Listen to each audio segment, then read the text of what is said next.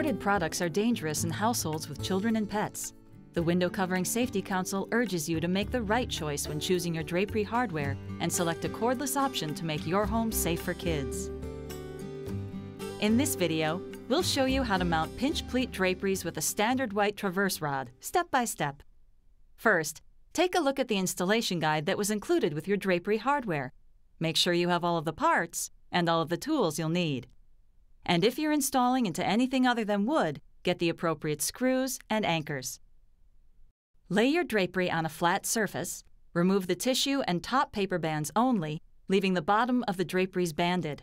This will make the hanging of the draperies easier. Once you've confirmed the width, draw, and any stack back needed for your drapery, measure out from each edge of the window accordingly and place a mark.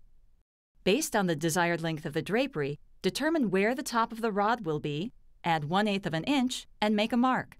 Do this on both sides of the window, making sure that the width and length marks intersect. Place the outside edge of the bracket on the width mark and the top of the bracket just below the length mark, and mark the screw holes of the bracket.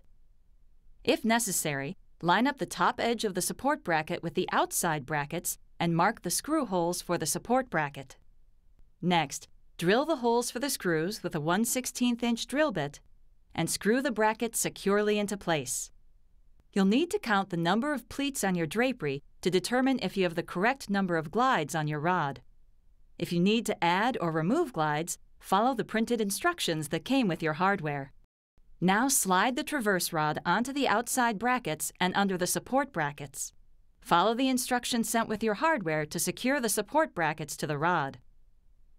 The final step in the hardware installation is making sure the cords are taut and attaching the tension pulley and hold-down device to the wall. This will create a safer environment for kids and pets if used correctly and consistently.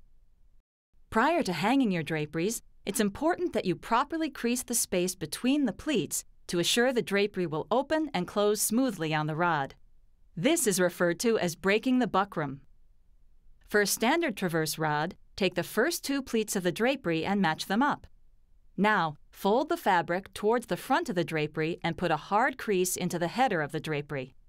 The creases will point towards the room when the drapery is hung. Next, place the drapery over your shoulder and make sure it's just above the glides to prevent the pins from popping out as you hang the drapery. Insert the first drapery pin into the first hole of the master carrier, followed by the second pin into the second hole, and so on.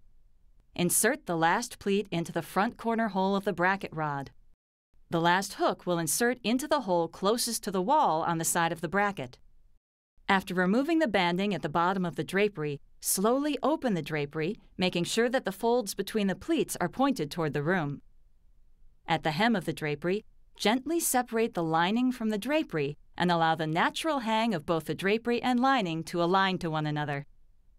Next, gently dress the fullness of the drapery at each pleat, starting at the top and ending at the bottom of the drapery. That's it! You're done! Don't be disappointed if your draperies don't look perfect as soon as they're hung. It'll take at least a week or 2 for them to hang out and fall naturally into graceful folds. If you had any trouble following these steps, or need to know how to care for and clean your new draperies, check your installation guide or visit our website. The Window Covering Safety Council recommends cordless window coverings that are certified best for kids.